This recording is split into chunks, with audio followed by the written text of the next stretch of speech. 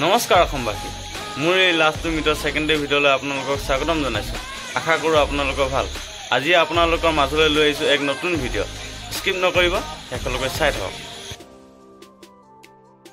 নমস্কাৰ অসমবাসী, আপোনালোকৰ যিহেতু অমৃত বৃক্ষ আন্দোলনৰ ৰেনিউ প্ৰচেছ হৈ আছে, আপোনালোকে সেইটো ৰেনিউ কেনেকৈ কৰিব লাগে আপোনালোকৰ আজি মই সম্পূৰ্ণৰূপে ভিডিঅ'টো দেখাই যাম। আপোনালোকে চাই থাকক।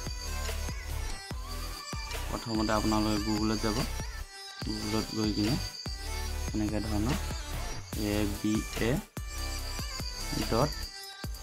assam.in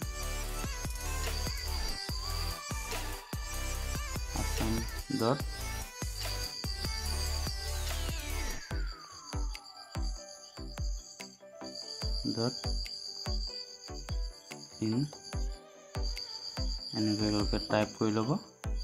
টাইপ কৰি সাৰ্চ কৰি দিব।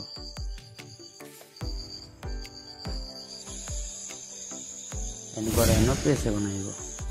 এনেকুৱা ধৰণৰ পেজখন অহাৰ পিছত প্ৰথম যিটো দেখিছে অমৃত বৃক্ষ আন্দোলন, সেইটো ক্লিক কৰি দিয়ক। ক্লিক কৰি দিলে ৰাইট চাইডে দেখিব তিনিটা লাইনৰ এটা চিম্বল আছে। এই চিম্বলটো আপোনালোকে ক্লিক কৰি দিব। ক্লিক কৰি দিলে ৰেনিউ ৰেজিষ্ট্ৰেশ্যন বুলি আছে। এনেকুৱা ধৰণৰ অপশ্যন এটা আহিব। বহুত ধৰণৰ অপশ্যন আহিব। ইয়াত ৰেনিউ ৰেজিষ্ট্ৰেশ্যনটো ক্লিক কৰি দিব। ক্লিক কৰি দিয়াৰ পিছত এনেকুৱা ধৰণৰ চাৰ্ট এখন আহিব। মোবাইল নাম্বাৰ লিখা থাকিব, গ্ৰান্টেড OTP, যিটো নম্বৰ নেকি 2023 বৰ্ষ আপোনালোকে ৰেজিষ্ট্ৰেশ্যন কৰিছিলে সেইটো নম্বৰ দিব লাগিব ইয়াত।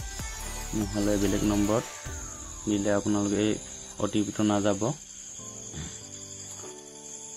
আপোনালোকে সেই নম্বৰটো দি দিব। দি দিয়াৰ পিছত গ্ৰান্টেড OTP ইয়াত ক্লিক কৰি দিব। সেই নম্বৰটোত OTP এটা যাব। OTPটো যোৱাৰ পিছত OTPটো ইয়াত বহাই দিব। বহাই দিয়াৰ পিছত ছাবমিট কৰি দিব আপোনালোকে। ছাবমিট কৰি দিলে তাৰ আগতে আপোনালোকে নাম, ডিষ্ট্ৰিক্ট এইবোৰ চাব পাৰিব।